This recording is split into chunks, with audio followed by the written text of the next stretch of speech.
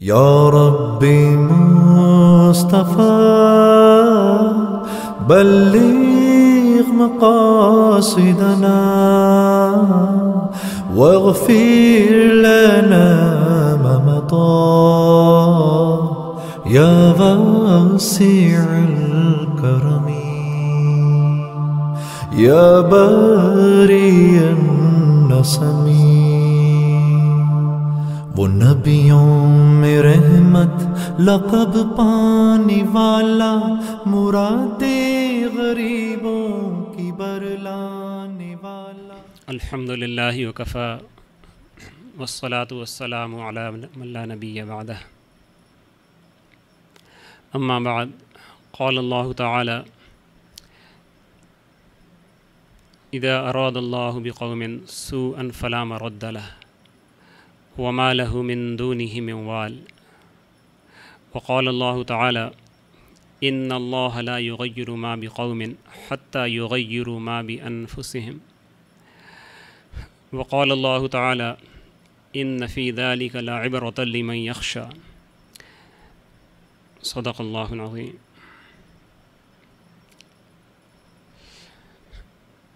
محترم حاضرین، عزیز دوستو، قابل صد احترام بزرگوں،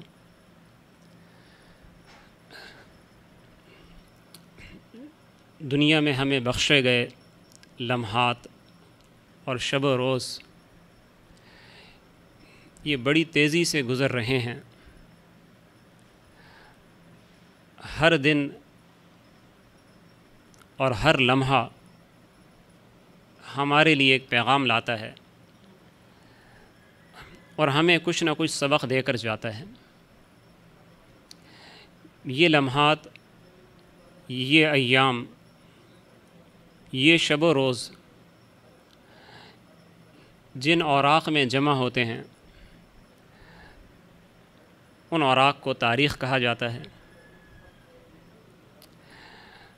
اور تاریخ کے واقعات کو، قصوں کو، حکایات کو جب بیان کیا جاتا ہے تو جس شخص کو اللہ تعالیٰ نے بصیرت دی ہے وہ ان سے عبرت حاصل کرتا ہے. تاریخ کیا چیز ہے؟ تاریخ نام ہے گزشتہ واقعات کا، تاریخ نام ہے قوموں کے انقلابات کا، تاریخ نام ہے حکومتوں کے تغیر و تبدل کا، تاریخ نام ہے ایک قوم کے عروج پہ جانے کا اور دوسری قوم کے زوال پذیر ہونے کا.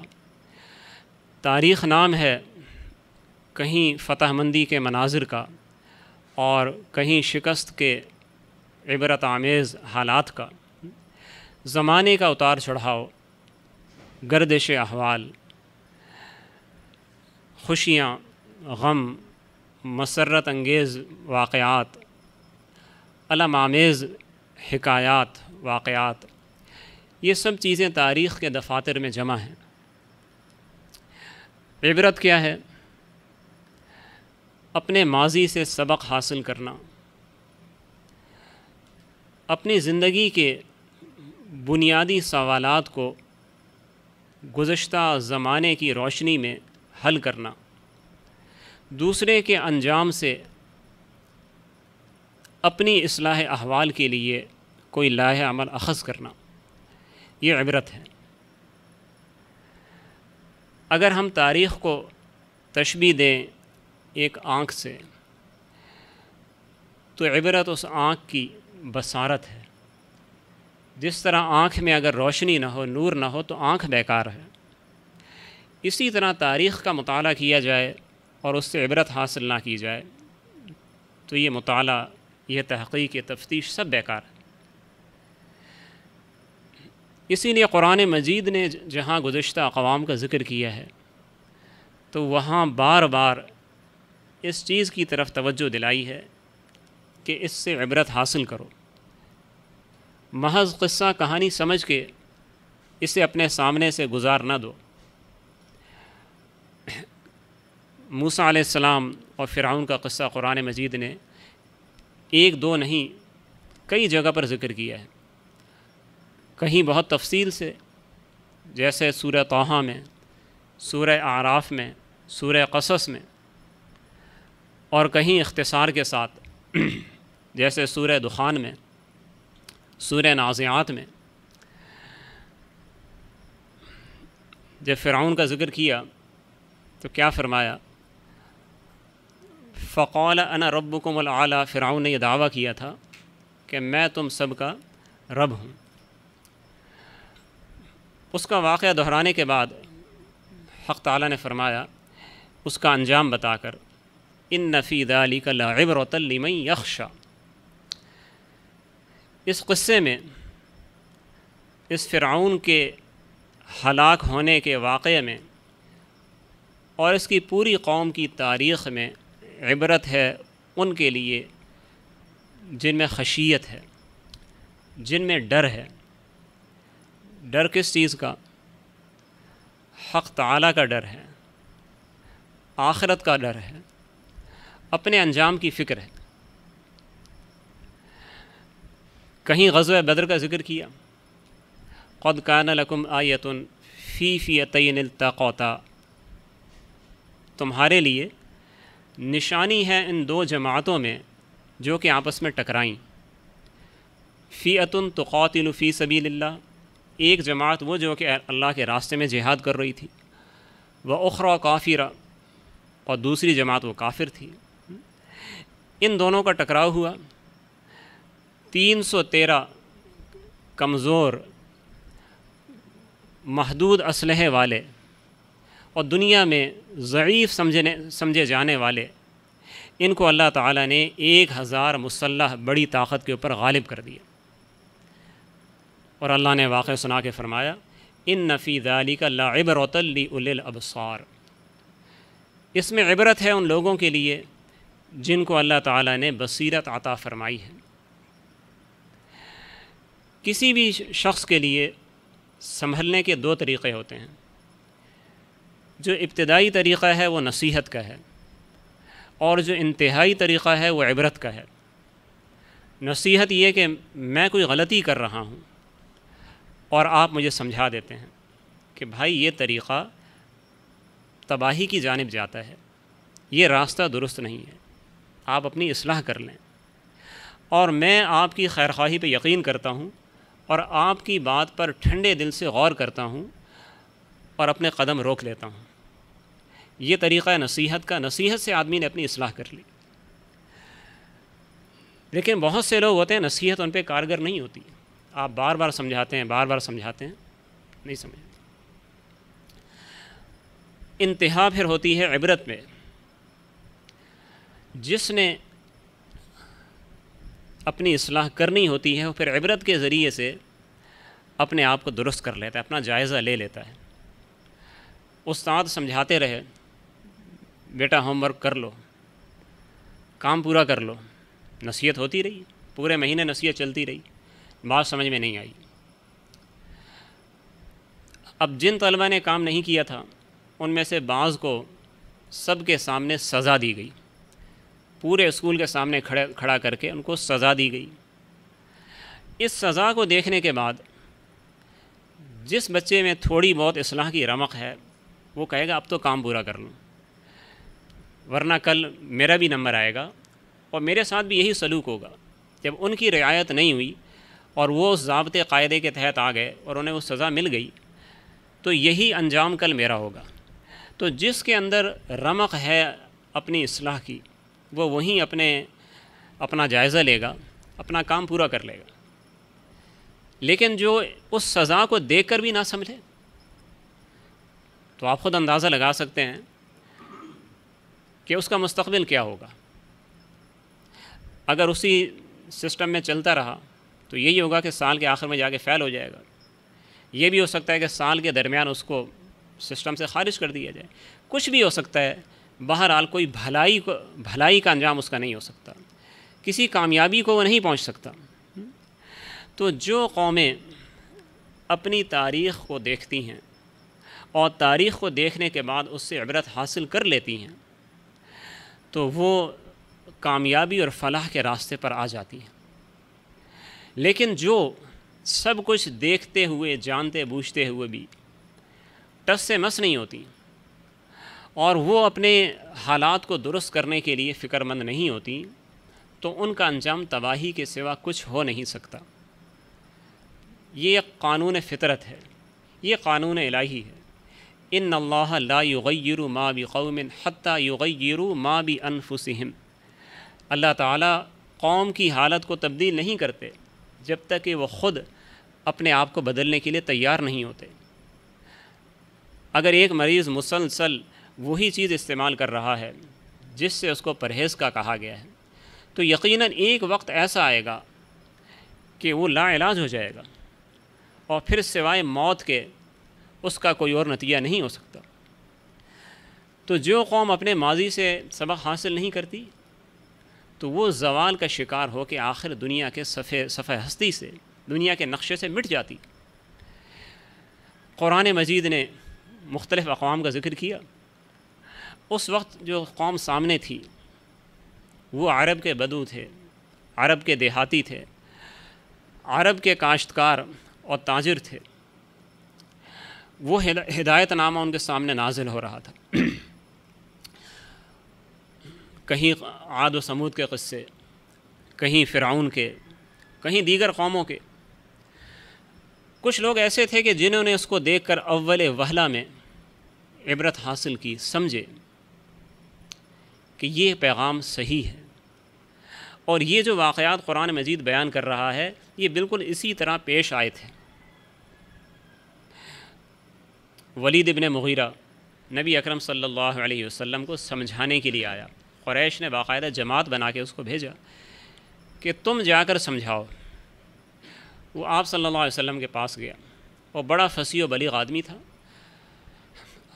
آپ کو سمجھاتا رہا، آپ سنتے رہے۔ جب اسے اپنی بات ختم کر لی تو آپ کھڑے ہوئے اور آپ نے سورہ حامیم سجدہ کی آیات تلاوت کرنا شروع کی۔ حامیم تنزیل من الرحمن الرحیم، یہاں سے آپ نے آیت تلاوت کرنا شروع کی۔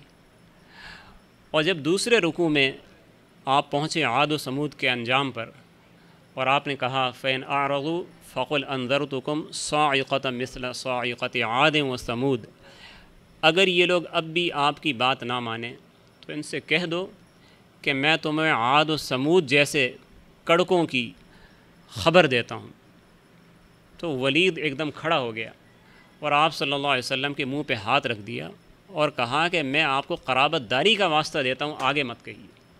اسے ایسا خوف محسوس ہوا کہ جیسے عاد و سمود کا عذاب ابھی ہمارے اوپر نازل ہو جائے گا۔ اور پھر جا کے اس نے اپنی قوم کو سمجھایا اور کہا کہ تم سے ایک بات کہتا ہوں، ایک بات میری مان لو۔ یہ شخص جو باتیں بتا رہا ہے اور پچھلی قوموں کا انجام ہمیں بتا رہا ہے وہ بالکل سچ ہے۔ میرا مشورہ یہ ہے کہ اس پہ ایمان اگر نہیں لاتے تو اس کے راستے سے ہٹ جاؤ، اس کا راستہ چھوڑ دو۔ یہ باقی قوموں پر غالب آ جائے گا تو اس میں ہماری بھی عزت ہے، ہم بھی قریشی ہیں، یہ بھی قریشی ہے، اس کا غلبہ ہمارا غلبہ ہے۔ اور اگر یہ مغلوب ہو جائے گا تو وہ بھی ہماری تمنا ہے مغلوب ہو جائے، ہمیں بغیر لڑے اپنا مقصد حاصل ہو جائے گا۔ لیکن وہ لوگ نہ مانے اور آخر مخالفت پر اتنے کمر بستہ ہوئے اور مخالفت اتنی بڑھتی چلی گئی کہ نبی اکرم صلی اللہ علیہ وسلم کو ہجرت کر کے مدینہ جانا پڑا۔ اور پھر بدر میں آمنے سامنے آئے تو مقابلہ ہوا اور وہی لوگ جو آپ کی دشمنی میں پیش تھے، ابو جہل سمیت، عتبہ اور شیبہ سمیت 70 بڑے بڑے سردار ان کے مارے گئے، واصل جہنم ہوئے۔ دوسروں سے عبرت انہوں نے حاصل نہیں کی۔ ایسے لوگ بھی تھے کہ جن کو اللہ تعالیٰ نے سمجھ دی تھی، بصیرت دی تھی، وہ غور کرتے رہے، سوچتے رہے کہ آخر یہ کیا وجہ ہے کہ یہ 313 آدمی وہ 1000 پر غالب آ گئے، اپنی روش پر قائم ہیں، اسلام کی دشمنی بھی چل رہی ہے ساتھ ساتھ، لیکن جو غور و فکر کا مادہ ہے اور جو تاریخی واقعات سے سبق حاصل کرنا ہے وہ ذہنی رو ان کی چل رہی ہے۔ میں ایک مثال دوں گا، حضرت عامر بن عاص رضی اللہ تعالیٰ عنہ کی۔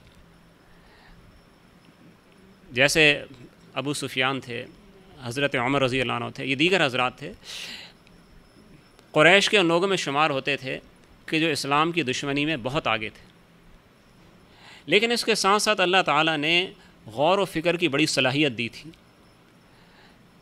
عبرت حاصل کرنے والا ذہن اور دماغ دیا تھا۔ تو حضرت عمر رضی اللہ تعالیٰ عنہ تو بہت جلد اسلام لے آئے، ابھی مکہ میں مسلمانوں کی کمزوری کا زمانہ تھا، اسی حالت میں جب دیکھا اپنی بہن کو کہ میرے تماچے کھا کے خونم خون ہو گئی ہے، اس کے باوجود بھی کہتی ہے کہ عمر تم جان سے مار ڈالو پھر بھی ہم یہ دین نہیں چھوڑیں گے، تو وہیں جھٹکا لگا کہ یہ کیسا دین ہے کہ جس کے پیروکار اپنی جان دینے پر تیار ہیں۔ اچھا مجھے دکھاؤ کیا تم پڑھ رہے تھے۔ جب دکھایا اور پڑھا طٰہٰ ما انزلنا علیک القرآن لتشقیٰ الا تذکرۃ لمن یخشیٰ، یہ قرآن ہم نے آپ پر اس لیے نازل نہیں کیا کیا مشقت کے اندر پڑھیں، لیکن یہ تذکرہ ہے، نصیحت ہے ان لوگوں کے لیے کہ جن کے دل میں ڈر ہے۔ پڑھتے چلے گئے اور دل کی حالت تبدیل ہوتی چلی گئی، اور ادھر وہ نوشتہ ختم ہوا اور ادھر انہوں نے اپنے ایمان لانے کا اعلان کر دیا۔ عامر بن عاص رضی اللہ تعالیٰ عنہ اس کے بعد بھی آپ صلی اللہ علیہ وسلم کی ہجرت کے زمانے کے بعد بھی اسلام کی مخالفت میں کمر بستہ تھے، اور اللہ تعالیٰ نے بڑی فصیح و بلیغ زبان دی تھی اور سیاست کا بڑا تجربہ دیا تھا۔ اس لیے مکہ والے جب سفیر کے لیے کسی کو منتخب کرتے تو عموماً نگاہ انتخاب ان پر پڑتی، تو بیرونی دنیا میں دیگر ممالک میں یہ جایا کرتے تھے۔ چنانچہ جو مسلمان حبشہ کے اندر پہنچے تھے، جب آپ صلی اللہ علیہ وسلم ہجرت کر کے مدینہ تشریف لے گئے تو مکہ کے لوگوں نے آپس میں مشورہ کیا کہ جو لوگ مدینہ جانے والے تھے وہ تو چلے گئے، اور مدینہ میں ہے ہمارے مقابلے پہ انصار، اور انصار پہ غالب آنا ہمارے لیے ہے مشکل، اور بدر کی لڑائی میں عملی طور پہ بھی دیکھ لیا تھا کہ انہوں نے مسلمانوں کو ایسے پناہ دی ہے مہاجرین کو کہ ان کے لیے اپنے جان و تن کی بازی لگانے کے لیے تیار ہیں، تو مدینہ پر حملہ تو مشکل ہے، لیکن کچھ لوگ ابھی تک حبشہ میں ہیں۔ جو لوگ حبشہ گئے تھے، پہلی ہجرت میں حبشہ گئے تھے، حبشہ میں 2 ہجرتیں ہوئی ہیں، تو ان ہجرت کرنے والوں کی ان کی جو جماعت تھی وہ وہیں حبشہ میں مقیم تھی ابھی تک۔ تو کہا کہ حبشہ کا بادشاہ بہرحال کافر ہے، نجاشی، تو ایسا کرتے ہیں سفارت وہاں بھیجتے ہیں، ان لوگوں کو واپس بلواتے ہیں، ان کو واپس لا کے پھر اپنے ظلم و ستم کے جو داؤ پیچ ان پہ آزمائیں گے۔ چنانچہ جو سفارت بھیجی تو عامر بن عاص اس سفارت میں پیش تھے، نمایاں تھے۔ وہاں جا کے نجاشی کے سامنے بات چیت ہوئی، یہ ہماری قوم کے لوگ ہیں اور انہوں نے ہمارے آباء و اجداد کو جھوٹا بتایا ہے، ہمارے خاندان میں پھوٹ ڈلوا دی ہے، بھائی کو بھائی سے لڑا دیا ہے، باغی ہیں، مفسد ہیں، انہیں ہمارے حوالے کیا جائے۔ یہ ذہن میں رکھیے گا کہ عام طور پہ یہ جو واقعہ ہے سفارت کا، سیرت کی کتابوں میں یہ ہجرت مدینہ سے پہلے بیان کیا جاتا ہے، لیکن صحیح جو تحقیقی بات یہ ہے کہ یہ غزوہ بدر کے بھی بعد کا واقعہ ہے۔ ہجرت حبشہ تو بہت پہلے ہو گئی تھی، لیکن یہ سفارت جو گئی ہے یہ غزوہ بدر کے بھی بعد گئی ہے۔ نجاشی نے ساری بات سنی اور کہا کہ میں یک طرفہ فیصلہ نہیں کر سکتا، ان کی بات بھی سنتا ہوں۔ ان کے امیر حضرت جعفر بن ابی طالب انہیں بلوایا اور کہا کہ بتائیں آپ کے بارے میں جو کہہ رہے ہیں اس کا جواب دیں۔ تو انہوں نے موقع کی مناسبت سے سورہ مریم کی آیات پڑھی، انہوں نے موقع کی مناسبت سے پہلے انہوں نے تقریر کی اور پوری بات بتائی کہ کس طرح آپ صلی اللہ علیہ وسلم کو اللہ نے مبعوث کیا، کن باتوں کی انہوں نے تعلیم دی، آپ کے اخلاق کیسے تھے، حسب و نسب کیسا تھا، آپ کی دعوت کیا تھی، وہ ساری بات بیان کی۔ تو نجاشی کہنے لگا کہ یہ لوگ اپنی بات میں بالکل سچے ہیں، میں انہیں تمہارے حوالے نہیں کر سکتا۔ بات ختم ہو گئی، یہ لوگ اپنے مہمان خانے میں واپس آ گئے۔ اب بیٹھ کے پھر مشورہ کیا کہ ہماری بات چیت تو بالکل ناکام ہو گئی، ان کو ہم حاصل نہیں کر سکے، کیا طریقہ اختیار کیا جائے؟ تو عامر بن عاص کہنے لگے کہ میرے پاس ایک ترکیب ہے، اس کو میں آزماؤں گا، ان کو واپس لے جانے کے بجائے یہیں مروا دیتے ہیں، یہ سارے یہیں کل قتل کر دیے جائیں گے۔ لوگوں نے کہا وہ کیا؟ جب انہوں نے اپنی تدبیر بتائی تو ساتھیوں نے کہا نہیں نہیں ایسا نہیں کرنا چاہیے، یہ بہرحال ہمارے رشتہ دار ہیں، ٹھیک ہے ہمارے دین سے نہیں، رشتہ دار ہیں، ان کے ساتھ ایسا سلوک نہیں کرنا چاہیے۔ کہا نہیں میں تو ایسی بات جا کے کہوں گا کل۔ چنانچہ اگلے دن دربار میں حضرت عمرو بن عاص نے نجاشی سے کہا کہ یہ لوگ حضرت عیسیٰ کے بارے میں، حضرت مریم کے بارے میں غلط باتیں کہتے ہیں، ان کی شان میں گستاخی کرتے ہیں۔ چونکہ نجاشی خود عیسائی تھا، یہ بات ایسی تھی کہ اسے مشتعل کرنے کے لیے کافی تھی، لیکن اللہ نے اس کو بھی عقل و فہم و سمجھ عطا کی تھی۔ اس نے کہا کہ اس بارے میں بھی میں ان سے پوچھتا ہوں، اور ان سے کہا کہ اب بتاؤ تم پر یہ الزام لگایا جا رہا ہے کہ تم حضرت عیسیٰ اور حضرت مریم کے گستاخ ہو، کیا کہتے ہو؟ تو حضرت جعفر کھڑے ہوئے سورہ مریم کی آیات تلاوت کی، کاف ہا یا عین صاد ذکر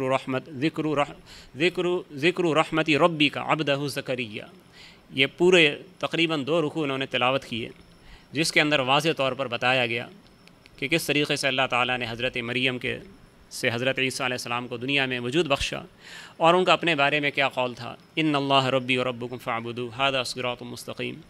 یہ ساری بات بیان کی تو نجاشی کی آنکھوں سے آنسو بہنے لگے، اور وہ بھی رو رہا تھا، اور ساتھ میں جو پادری کھڑے تھے وہ بھی رو رہے تھے۔ اور نجاشی نے ایک تنکا اٹھایا اور ان سے کہا کہ عیسیٰ بھی اپنے بارے میں اس سے زیادہ اتنا بھی نہیں کہتے تھے، بالکل اپنے بارے میں وہ یہی کہتے تھے میں اللہ کا بندہ ہوں، اور تم لوگ جاؤ انہیں میں تمہارے حوالے نہیں کروں گا۔ یہ سفارت بھی ناکام واپس ہو گئی۔ مدینہ منورہ میں اسلام پروان چڑھتا رہا، مارکے ہوتے رہے، احد کی لڑائی ہوئی، خندق کی لڑائی ہوئی۔ اس کے بعد صلح حدیبیہ کا واقعہ پیش آیا کہ مسلمان مکہ کے قریب تک پہنچے عمرہ کرنے کے لیے، کفار نے روک دیا، بات چیت ہوئی، طے ہوا کہ 10 سال تک آپس میں جنگ نہیں ہوگی، جنگ بندی کا معاہدہ ہو گیا۔ اس جنگ بندی کے معاہدے کے دوران نبی اکرم صلی اللہ علیہ وسلم نے اپنے سفیر نجاشی کے پاس بھیجے ہوئے تھے، اور نجاشی اس دوران اسلام قبول کر چکا تھا۔ اب یہ واقعہ سن 7 ہجری کا آخری زمانہ ہے، اور عمرو بن عاص رضی اللہ عنہ ابھی تک اسلام قبول نہیں کیا ہے، وہ ذہن میں رو چل رہی ہے، سوچ بچار جاری ہے۔ اس حالت میں یہ نجاشی کے پاس پہنچے تو دیکھا پہلے سے مسلمانوں کے سفیر وہاں بیٹھے ہوئے ہیں، تو دل میں یہ بات آئی کہ کیوں نہ کسی طریقے سے مسلمانوں کے سفیر کے اوپر قابو پایا جائے۔ جب نجاشی سے ملاقات ہوئی، نجاشی نے کہا کہ حضرت عمرو بن عاص سے بھائی کیا لے کے آئے ہو، کیا سوغات لے کے آئے ہو؟ موڈ اچھا تھا بادشاہ کا۔ تو عمرو بن عاص تحائف لے کے آئے تھے، جو مکہ کا سامان تھا اور کچھ اور چیزیں جو نجاشی کی پسند کی تھیں، تو وہ تحائف پیش کی، نجاشی بڑا خوش ہوا۔ تو حضرت عمر کہتے ہیں میں نے سوچا کہ موقع اچھا ہے، میں اس سے کوئی چیز مانگ لوں، یہ منع نہیں کرے گا۔ بالکل ساتھ بیٹھے ہوئے تھے اس طریقے سے، یہ بادشاہ ہے اور یہ حضرت عمر بیٹھے ہیں بالکل پاس، کوئی فاصلہ نہیں ہے زیادہ۔ کہنا بادشاہ سلامت، میری یہ خواہش ہے، درخواست ہے کہ یہ جو سفیر بیٹھا ہے نا مدینہ والوں کا، اس سے آپ میرے حوالے کر دیں، بس میں یہ آپ سے ہی مانگتا ہوں۔ تو نجاشی نے یہ سنتے ہی ایک گھوسا مارا حضرت عمر کے چہرے پر، اور حضرت عمر کی ناک سے خون جاری ہو گیا، اور نجاشی غصے سے کانپ رہا تھا۔ کہنا عمر تم جانتے نہیں ہو، یہ اس رسول کا قاصد ہے جس رسول پر اللہ کی طرف سے وحی نازل ہوتی ہے، تم نے یہ بات کیسے کہہ دی؟ تو عمرو بن عاص رضی اللہ عنہ فرماتے ہیں کہ مجھے ایسا محسوس ہوا کہ مجھے زمین میں گاڑ دیا گیا ہو، ایسی ذلت، ایسی ندامت، ایسی شرمندگی میں نے کبھی محسوس نہیں کی تھی۔ عرب کا معزز آدمی تھا، میری بڑی عزت تھی، بڑی توقیر تھی، بادشاہوں کے درباروں میں میرا اکرام کیا جاتا تھا، اور بادشاہ مجھ سے دوستوں کی طرح گفتگو کرتے تھے، اور ابھی بھی ایک بادشاہ کے ساتھ دوستانہ گفتگو چل رہی تھی۔ میں اتنا نادم ہوا، میں نے اتنی گری ہوئی بات میں نے کہی کیسے؟ اور آگے سے بادشاہ کا انداز، بادشاہ اس طرح کبھی کرتے نہیں کہ خود ہاتھ اٹھائیں، اور کپڑے آپ کے خون میں تر بتر ہو رہے تھے۔ سر اٹھا کے کہا کہ بادشاہ سلامت، کیا آپ کو یقین ہے کہ وہ شخص جو نبوت کا جس نے دعویٰ کیا ہے وہ واقعی نبی ہے؟ نجاشی نے کہا عمر تمہیں اس میں شک ہے؟ تمہیں ابھی تک شک ہے اس میں؟ تو کہتے ہیں میں نے اپنے دل میں سوچا کہ ہائے افسوس، ہماری قوم کا آدمی اس کی سچائی مشرق و مغرب میں پھیل گئی ہے اور ساری دنیا نے اس کی سچائی کا یقین کر لیا، اور ایسے بڑے بڑے بادشاہوں نے، ایسے تجربہ کار سمجھدار لوگوں نے مان لیا کہ وہ سچا ہے، اور ہم اس کے پڑوسی، ہم اس کے شہر والے، ہم اس کے خاندان والے، اس کے قبیلے والے، اور ہم ابھی تک اس کی سچائی ماننے کو تیار نہیں، صرف اپنی ضد کی وجہ سے، صرف اپنے غرور کی وجہ سے۔ تو وہیں بیٹھے بیٹھے کہا کہ کیا آپ مجھے ان کے دین میں داخل کریں گے؟ نجاشی نے کہا بالکل، کیوں نہیں۔ تو وہیں نجاشی نے انہیں کلمہ پڑھا دیا، اور پھر نجاشی نے فوراً کہا کہ ان کے لیے بہترین کپڑے لے کے آؤ۔ اور یہ ملاقات ہی بالکل تنہائی کی، تخلیقی ملاقات تھی۔ جو دیگر سفیر قریش کے تھے وہ ساتھ میں بیٹھے ہوئے نہیں تھے، بالکل الگ خصوصی ملاقات تھی۔ کہا کہ خصوصی جوڑا لے کے آؤ۔ تو بہترین جوڑا بادشاہوں کی طرف سے کسی بہت اعلیٰ آدمی کو بہت خوشی کے موقع پہ دیا جاتا ہے، وہیں پہ صفائی وفائی کر کے وہ انہیں کپڑا پہنایا گیا۔ ابھی اسی حالت میں وہاں سے نکلے، اپنے ساتھیوں کے پاس پہنچے مہمان خانے میں، تو دیگر جو قریشی سفیر تھے، وفد میں شرکاء تھے، وہ دیکھ کے بڑے خوش ہوئے، کہنے لگتا ہے عمر جس مقصد کے لیے گئے تھے کامیاب ہو گئے ہو تم۔ انہیں یہ بتا کے گئے تھے کہ میں اس کو مانگوں گا ان سے، اس اسلامی سفیر کو ان سے میں حاصل کر لوں گا، کہنے لگتا ہے کامیاب ہو گئے، شاہی جوڑا پہن کے آئے ہو۔ تو یہ بھی میں نے بتایا نا کہ بہت اللہ نے ان کو فہم دیا تھا، سمجھ دی، سیاست کی بڑی سمجھ تھی۔ ان پہ یہ ظاہر نہیں کیا کہ میں مسلمان ہو گیا ہوں، اسے کہ ظاہر کرتے تو وہ واپسی میں ان کو راستے میں نہیں کو پکڑ لیتے۔ تو کہنا کہ میں نے کوشش کی تھی، کامیابی نہیں ہوئی، میں دوبارہ جا کے بات کروں گا، کوئی ایسی بات نہیں ہے۔ اور اس کے بعد وہیں سے فرماتے ہیں کہ میں اس طریقے سے اپنے ساتھیوں سے الگ ہوا کہ انہیں پتہ نہ چلے میں کہاں جا رہا ہوں، انہیں یہ محسوس نہیں ہونے دیا کہ میں ان سے نکل رہا ہوں۔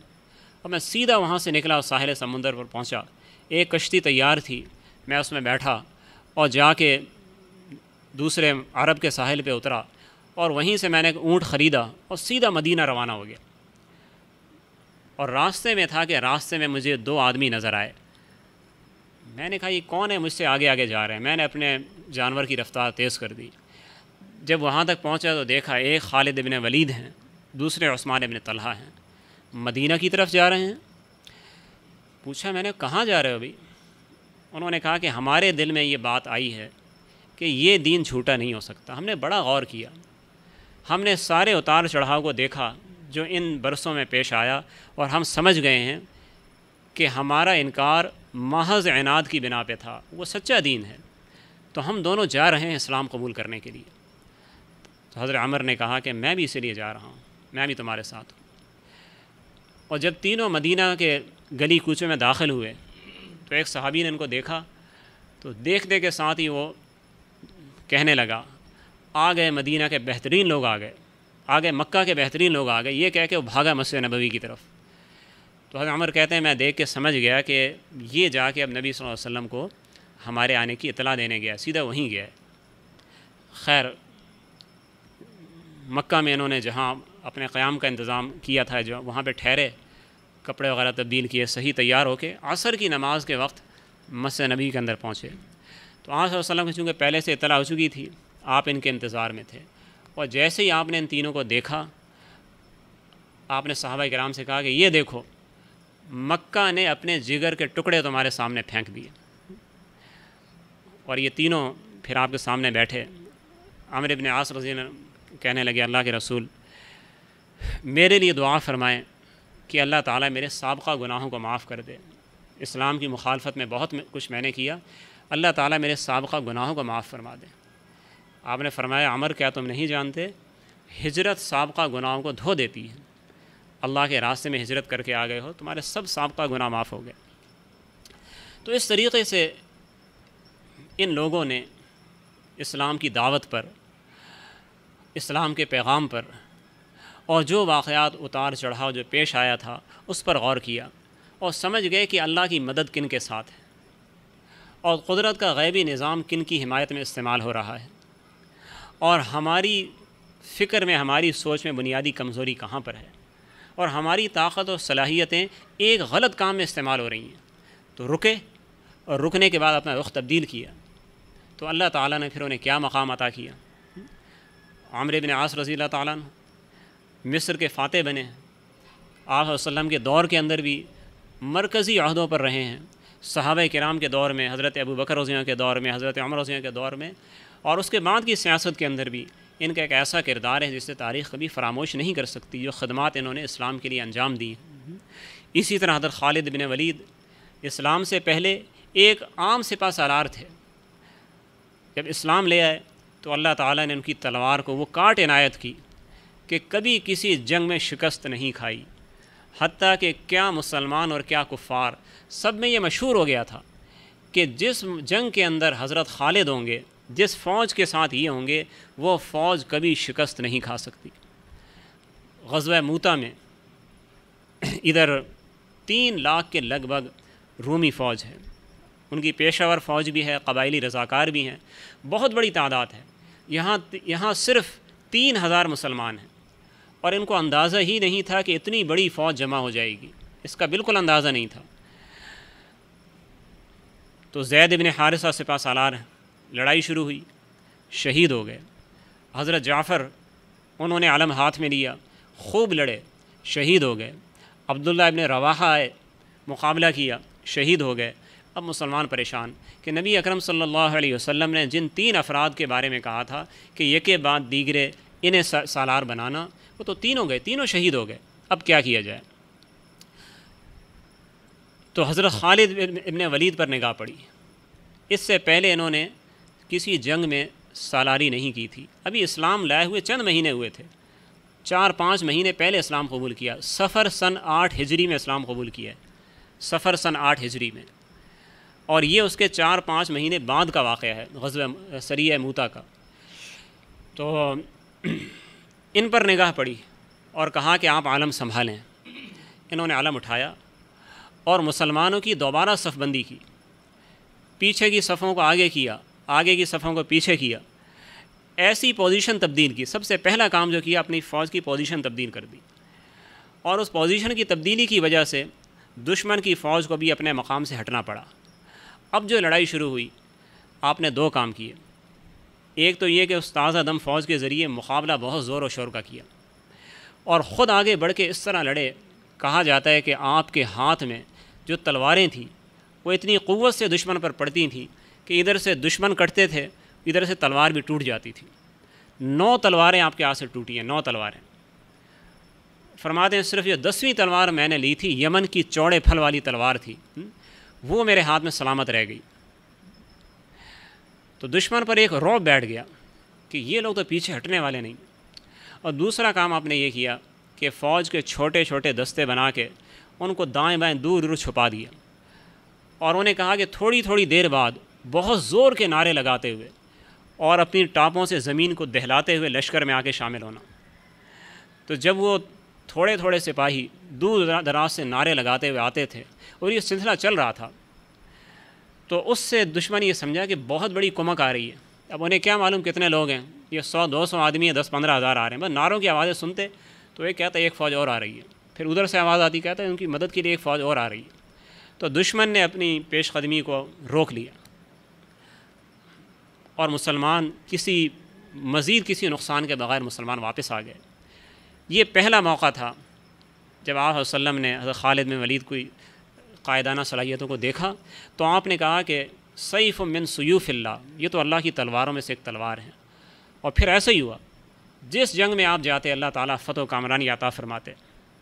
جنگ اجنادین میں جب دشمن سے آمنا سامنا ہوتا ہے تو ان کا سالار جارج، جسے عربی تاریخ میں جرجا کہا گیا ہے، وہ سامنے آتا ہے لڑائی سے پہلے اور کہتا ہے خالد میں تم سے ایک سوال پوچھنا چاہتا ہوں، جی مجھے بتاؤ کہ اللہ نے تمہیں کوئی ایسی تلوار دی ہے جو آسمان سے تمہارے نبی پر اتاری گئی، تمہارے نبی نے تمہیں دی، جب وہ چلتی ہے تو دشمن کا کام تمام کیے بغیر نیام میں نہیں جاتی، اور دشمن کو شکست دے کر ہی وہ نیام میں جاتی ہے، ایسی تلوار ہے تمہارے پاس؟ کہ نہیں ایسی بات نہیں ہے، ایسی بات نہیں ہے، آسمان سے کوئی تلوار نازل نہیں ہوئی ہے، ہمارے نبی نے مجھے یہ خطاب دیا ہے۔ اچھا یہ بتاؤ کہ اسلام کے بارے میں مجھے کچھ بتاؤ۔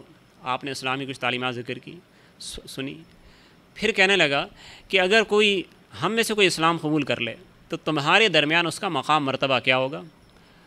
تو آپ نے مسکرا کے کہا کہ اس کا مقام مرتبہ ہم سے بھی زیادہ ہوگا، ہمارے برابر ہی نہیں، ہم سے زیادہ ہوگا، اس لیے کہ ہم نے تو نبی اکرم صلی اللہ علیہ وسلم کے اوپر معجزات کو اترتے دیکھا ہے، نشانیوں کو اترتے دیکھا ہے، وحی کو آتے دیکھا ہے، آپ کے ہاتھ سے ایسے معجزات دیکھے ہیں کہ انہیں دیکھ کر کوئی کہہ نہیں سکتا ہے کہ یہ نبی نہیں ہے۔ تم نے تو ان کو اپنی آنکھوں سے دیکھا بھی نہیں ہے، تم صرف اس دین کی خوبیاں دیکھ کے ایمان لا رہے ہو، ہمیں یقین ہے کہ اللہ کے ہاں تمہارا مرتبہ زیادہ ہوگا۔ متاثر ہوا اور وہیں کھڑے کھڑے اسلام قبول کیا اور مسلمانوں کی صف میں شامل ہوا، اور ایک نماز انہوں نے پڑھی، ظہر کی نماز، اور عصر کی نماز سے پہلے لڑتے لڑتے شہید ہو گئے۔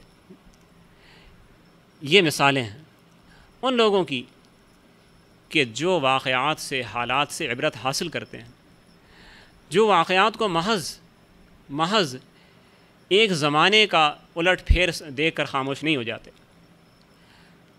تو اصلاح احوال کی طرف متوجہ ہوتے ہیں، کوئی بڑے فیصلے کرتے ہیں، ان بڑے فیصلوں کے ساتھ پھر اللہ کی تائید شامل ہوتی ہے، اور ایسے لوگ خود بھی دنیا میں کامیاب ہوتے ہیں، اپنی قوم کو بھی کامیابی کی منزل کی جانب لے جاتے ہیں، اور زمانے کا نقشہ ایسے لوگ پلٹ دیا کرتے ہیں۔ اور جو لوگ حالات کو، واقعات کو معمول کی چیز سمجھ کے کہتے ہیں کہ ان ہی الا حیاتنا الدنیا وما نحن بمبعوثین، یہ تو دنیا کی زندگی ہے، یہ تو دنیا کا آنا جانا ہے، یہ تو دنیا کے حالات کی گردش زمانہ ہے، یہ چلتی رہی تھی، چلتی رہے گی، ان سے کوئی فرق نہیں پڑتا ہے۔ تو ایسے لوگ نہ اپنے عقیدے کی اصلاح کر سکتے ہیں، نہ اپنی فکر کی اصلاح کر سکتے ہیں، نہ اپنے عمل کی اصلاح کر سکتے ہیں۔ تو میں آپ سے اپنی ساری بات کا خلاصہ میں یہی کہوں گا کہ حالات کو دیکھیں، واقعات کو دیکھیں، اس سے اخذ کریں، جو قرآن مجید بتاتا ہے کہ کوئی سبق اس سے حاصل کریں۔ آج کل واقعات کو اور حالات کو پیش کرنے کے ذرائع اتنے زیادہ ہیں کہ ماضی کے اندر یہ ممکن نہیں تھا۔ ہر شخص کے گھر میں اخبار پہنچ رہا ہے، اور میڈیا کے ذرائع، انٹرنیٹ ہے، ٹی وی چینلز ہیں، پل پل کی خبر پہنچ رہی ہے، لیکن وہ خبریں ہمارے لیے ایک معمول کی چیز بن گئی ہیں۔ ہم انہیں اگر دیکھتے ہیں اور فکر بھی کرتے ہیں تو اتنی فکر کرتے ہیں بہت برا ہو رہا ہے، حالات بہت خراب ہیں۔ بھئی حالات خراب ہیں، بہت برا ہوا، سانحہ پیش آیا، افسوس کی بات ہے، رنج کی بات ہے، اس کے بعد ہم نے کیا کرنا ہے؟ ہماری زندگی اسی ڈگر پہ چلتی رہے گی، وہی صبح و شام، وہی معمولات، یا کل یہ چیزیں ہمارے ساتھ بھی پیش آ سکتی ہیں۔ آج فساد کے اندر 10 آدمی قتل ہو گئے، کل ہمارا نمبر نہیں آ سکتا؟ آج وہ چلے گئے، کل ہم نہیں جانے والے؟ اور جب جانے والے ہیں اور دنیا کی زندگی محدود ہے، تو کیوں نہ کچھ حسن عمل کا نمونہ پیش کریں، کیوں نہ اپنے عمل کو سدھار لیں۔ جب ہمیں یہ سارے واقعات ہم پر ثابت کر رہے ہیں کہ دنیا کی زندگی عارضی ہے، یہ زندگی ایک امتحان گاہ ہے، اس میں اللہ تعالیٰ کے سامنے کوئی عمل پیش کرنا ہے، بقول اقبال، پیش کر کوئی عمل غافل اگر دفتر میں ہے، اگر تیرے پاس کوئی عمل ہے تو اسے پیش کر دے، اس عمل کو اللہ کے سامنے لا کے دکھا کہ اللہ میں نے تیرے لیے یہ کیا، تو نے مجھے زندگی دی، تو نے صلاحیت دی، تو نے قابلیتیں دیں، اس کو میں نے اس کام کے اندر استعمال کیا۔ تو انشاءاللہ قیامت کے دن ہمیں اللہ تعالیٰ سرخ روئی عطا فرمائیں گے، اور قیامت کے دن ہمارا حشر ان لوگوں کے ساتھ ہوگا انشاءاللہ جن کے بارے میں اللہ نے فرمایا ان الابرار لفی نعیم۔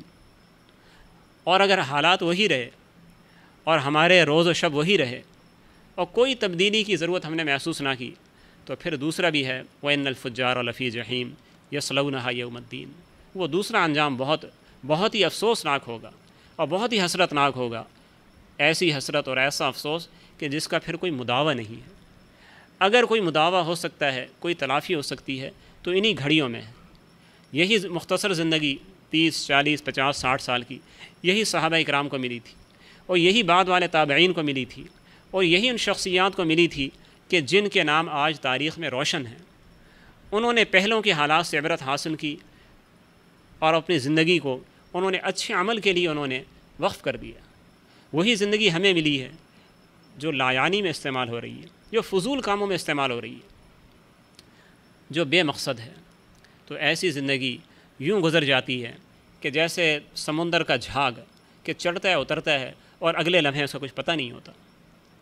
اللہ تعالی ہمیں اصلاح اعمال کی توفیق عطا فرمائے، اللہ تعالی ہمیں اپنی زندگی کے مقصد کو متعین کرنے کی اور اس پر ڈٹ جانے کی اور اس کے لیے اپنے آپ کو وقف کر دینے کی توفیق عطا فرمائے۔ وما علینا الا البلاغ۔ وہ اپنے پرائے کا غم کھانے والا، فقیروں کا ملجا، ضعیفوں کا ماوا، یتیموں کا والی، غلاموں کا مولا، خطا کار سے درگزر کرنے والا، بداندیش کے دل میں گھر کرنے والا، مفاسد کا زیر و زبر کرنے والا، قبائل کو شیر و شکر کرنے والا۔